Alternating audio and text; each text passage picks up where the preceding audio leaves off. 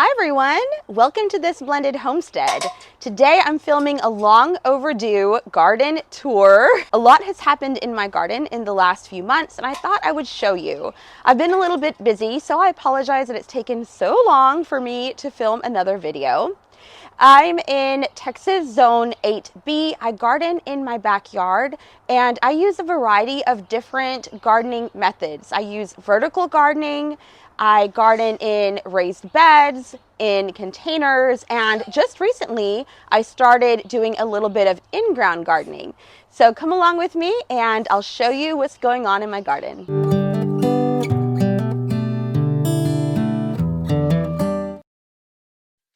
So here's the herb green stalk. Down here, I don't remember what I had under here, but whatever it is, it's gone now. I think it was cilantro. But the rosemary is looking really lush, really beautiful. This is parsley that has bolted, and I've just left the flowers and stuff for the pollinators. This is my chive plants, and they actually did so well. They flowered, but I have to go through now and trim them up. I made chive blossom butter out of it. It was so good. Up here is the sage, and oh my gosh, it's done so well. I just love it. I planted it last year. It just overwintered beautifully, and now it's thriving better than ever. So, you know, I have to go through and clean up some things in here, get it looking better. This is, what is this? Oh, chervil. Yeah, that died. That looks bad. This is the winter savory. Actually, this did really well. So winter savory is a perennial, whereas summer savory is not. I need to have time to harvest and use what I have. Over here, this is my salad green stalk. I had a bunch of different things here. I had lettuce and I had spinach, and then I just threw things randomly. I just love these flowers. Actually, these have done really well. I need to go through and deadhead, but they've done really well. They overwintered. They're just amazing. You can see here I have a lot of pest pressure. Not that pest, although she is a garden pest, but just random pest pressure, but that's okay. We were able to harvest a lot from this kale. We were actually able to harvest quite a bit of strawberries, even in its first season. This is the strawberry green stalk.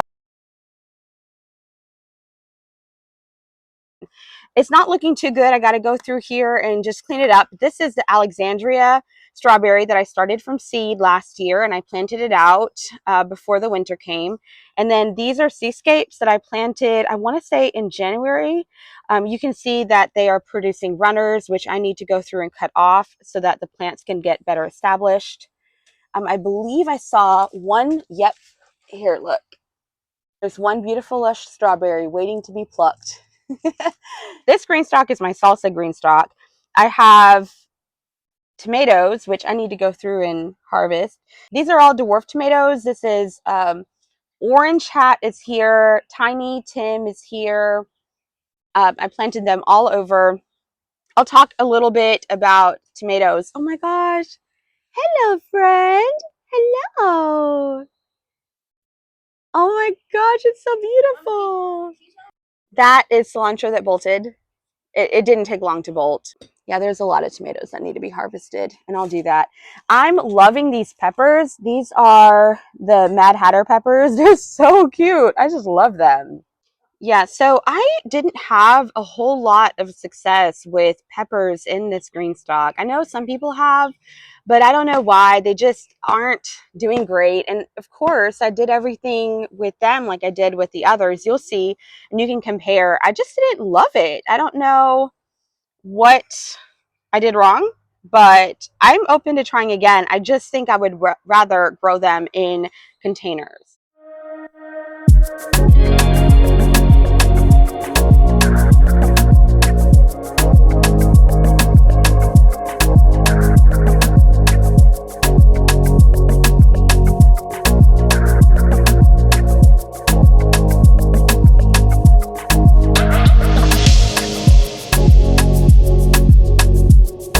Before I move on to the patio container garden section, I want to talk to you about this tomato row. So in another video, I showed you how I installed the tomato row. These are all indeterminate tomatoes, and I had such high hopes for them. I wanted them to just grow big and lush and have enough room to do so. However, a lot has happened with these poor tomatoes. Let's talk about them. So just to recap, they're in these 15-gallon containers I filled with great organic compost and soil. And I installed this, I don't know how tall it is, maybe 9 feet, I'm not quite sure. I actually staked it into the ground. I'll link the video for you to see exactly what I did and how I installed it. But there are 12 of them here. And I wanted to try a whole bunch of different tomato varieties and see which one I liked the best. There are a lot of things that happened. We had a lot of wind storms. We had a lot of storms in general. The weather fluctuated between really cold and then really, really hot. And sadly, all of the tomatoes here got herbicide drift damage. You can tell by the way the leaves curl, and I'll bring you in to show you. So how you can tell if you have herbicide damage is the leaves actually curl. They don't look beautiful and lush. They look curl and shriveled up. And then even the flowers now are curled and shriveled up. The fruit will be smaller than they would have been. But anyway, we are still going to be able to harvest some. Yay! And I know some varieties that did better than others, which is great. As I mentioned in previous videos, I'm in my second year of gardening, so I'm still experimenting and I'm still learning, and this has taught me a lot. These are my tomatillo plants. I have the purple tomatillos, and they were looking so great, so lush, but let me show you something. It's really sickening. Look at that right there. Look at that. So these are leaf-footed bugs, and they are super, super attracted to tomatillo plants. So I don't know if I'm going to get any. I have been spraying with like a fungicide, and you know, they just keep coming. They just keep coming. So honestly, if you can catch them, yeah. Hello, little friend. Can you get all those bugs, please? You're so cute. This tomato is so, so, so good. I will put the variety at the bottom. I didn't have a whole lot of big slicing tomatoes, but this is so good. I was able to make a tomato sandwich recently, and oh, I highly recommend this tomato. And despite, you know, the damage, look at that. Look how pathetic. Oh, poor baby. It still produced. These last three were my sun gold tomatoes that I just was so excited to grow. And I did get some fruit, but not anything like I thought I was going to, but still, at least I was able to get some. I had such high hope for these. Oh well. On to a more pleasant part of the tour. This is my banana plant that my mom got for me. I don't know. I don't know if it's going to do anything, but it looks really pretty here. These are just random things. Although this is my bay leaf plant, and it's grown so much. I need to actually up pot that. This is supposed to be okra, and I've actually sown 3 times in here, and the okra just did not take. I'm not sure why. Bunch of random containers. And then these down here, these are all my container pepper plants. So these first two are jalapenos, and then down here I have Sugar Rush Peach, which, let me say, Sugar Rush Peach is such a beautiful flavor. It has a sweetness, but it's very spicy, and I tried one the other day and I could not handle it. So I don't know what I'm going to do with all of these. Look at all of them. Maybe I can put them in a salsa or something, give them away. This poor little thing got damaged by my dog, but it's still doing good. I should probably put something in here to support it. This is my baby bell peppers, but I don't know. It says it's baby bell, but it looks like jalapeno, so that's probably what it is. This is banana pepper, sweet banana peppers, which I am not a fan of. So again, I have a lot. I'm probably going to pickle some. That's what I'll probably do with it. This leaned over one is red cherry sweet pepper. I've never tried it before, so I'm excited to try that. my favorite pepper of all time, shishito pepper. I actually planted, I want to say 5, but only 1 in a container and none in my raised bed. So that was a mistake on my part. This is my Peter pepper that got really damaged from a dog, one of my dogs. And that was sad because I only planted 1, but it's made a tremendous comeback. And I do see some pepper right here. I do see peppers coming. I don't know what they taste like. I haven't tried one yet. So I will report back. Then in the rest, I have okra, a lot of okra. I love okra. I have pink okra, burgundy okra. Over here is the ground cherry tomatoes. I have 3 of them, and then you'll see them throughout the entire tour. They're everywhere. I love, love, love, love, love them. I am going to be making a lot of different things with them, so I'm excited about that. I just have to keep collecting. This is more okra here. The Clemson spineless okra, it did really well last year, but I don't know. It's not looking too hot this year. And again, the weather has been really weird. So I think once it is consistently hot, they will be thriving. Look at that beautiful borage. Pollinators love it. The reason I have this wire all around this bed is because something kept getting into the bed, would dig it up, not the dogs, but this bed in particular, it would do that with. And that was just really, really annoying. So I still have that there. But these are all Roma tomatoes, and I've been able to harvest quite a few. I'm excited to start canning for the first time. I really want to make my own sauce and salsa. So that's the journey I'll be on for the next couple weeks. But again, these were looking bad. I don't know if I have any pictures of it, but they have just made a tremendous comeback. I don't know. I think plants can be really resilient sometimes.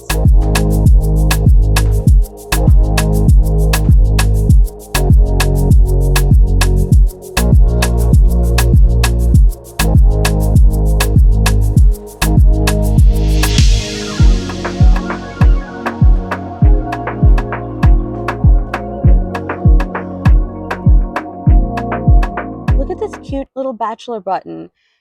In hindsight, I should have planted it in ground in my chaos garden area. Next time I know I will, because I just love that blue color. Okay, so these next large raised beds have green beans in them. I was able to harvest over 6 pounds of green beans. Large raised bed number 1, I have cucumber, squash, green beans, and oh, some onions are still left in there that have gone to flower. And the pollinators love it. Before I had other flowers that bloomed first, and so the pollinators were able to have something to eat on. Now, not so much because there's a plethora of things, but that's what I have going on. Green beans, tomatoes, squash, and cucumber.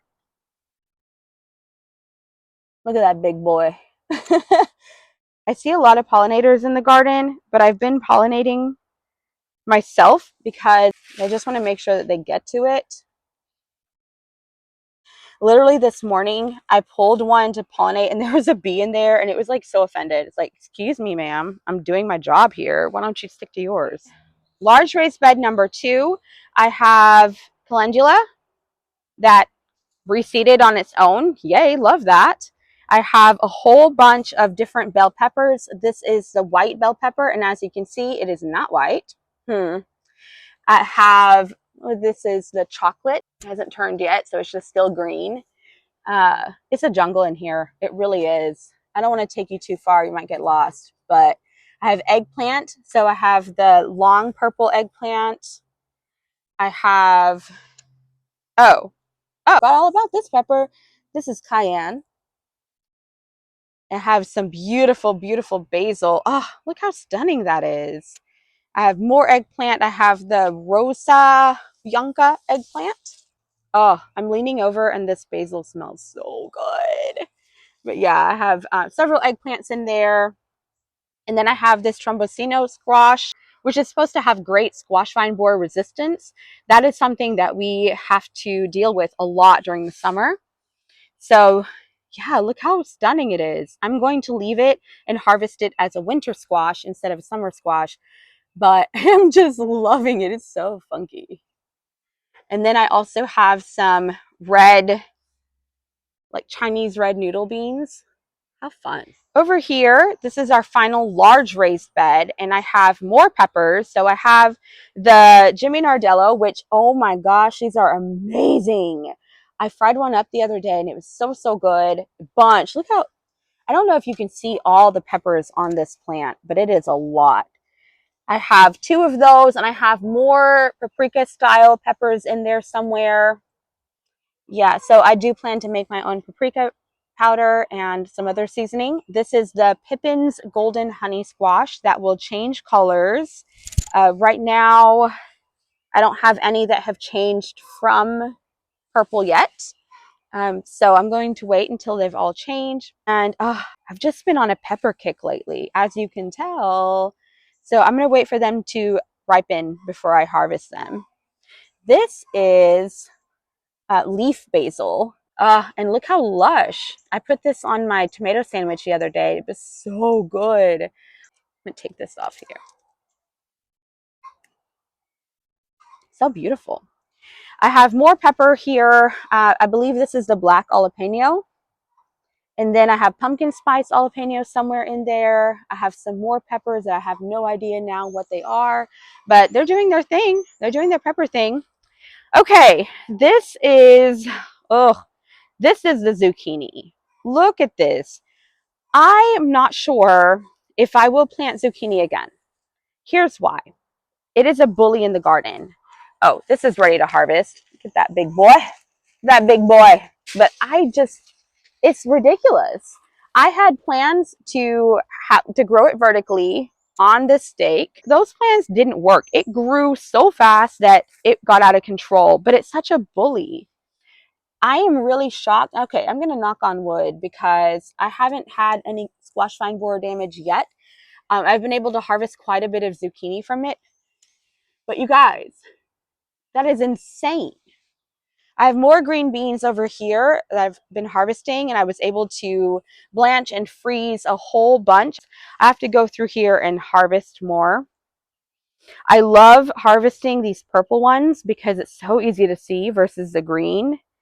Although this does not stay purple when you cook it, FYI. I'm coming around here to show you just that's what I'm dealing. Look at that. That is insane. Like, there's no reason to be this dramatic. Okay? This is too much. I do have some more that's growing here. I don't even hand pollinate these. I can't. It's look, you guys, literally look. Look at that. It's growing in a horizontal direction. Come on now. That's crazy. I have more here. This is so prolific. What kind did I plant? I planted golden and caserta. That's what I did. More peppers over here. And then I have melon, which that poor melon can't really even do anything because it's so crowded. This is Hale's Best melon. I have one here. I know it's probably too small to even grow a melon, but at this point, if it wants to grow a melon, I'm not going to stop it. So to recap, I have different sweet peppers here, basil, zucchini, and green beans. In this final raised bed, I have San Marzano tomatoes and more borage. I have to go through and harvest this morning. The thing is, I have so many tomatoes right now that I'm at a point where I'm going to have to make time to do something with it. So I'm just kind of like leaving it here for a hot second. These are all my raised beds. It took a while for me to sort out all the soil issues that I was having with them, but I think now with the amendments that I made, they're actually thriving. I'm so happy. The last few containers for this side of the garden, this is my Roselle hibiscus. I believe that is a 15 or 20 gallon container. I planted two of them. I started it from seed, and I'm so excited to be able to make Roselle tea, Roselle lemonade. I loved it. I bought some from a farmer's market last year, and I just knew I had to have it in the garden. This is another tomato. This is actually a white currant tomato that I thought I was going to lose, but it has made a comeback. Look at that. If you see that, no. Immediately take it off, burn it.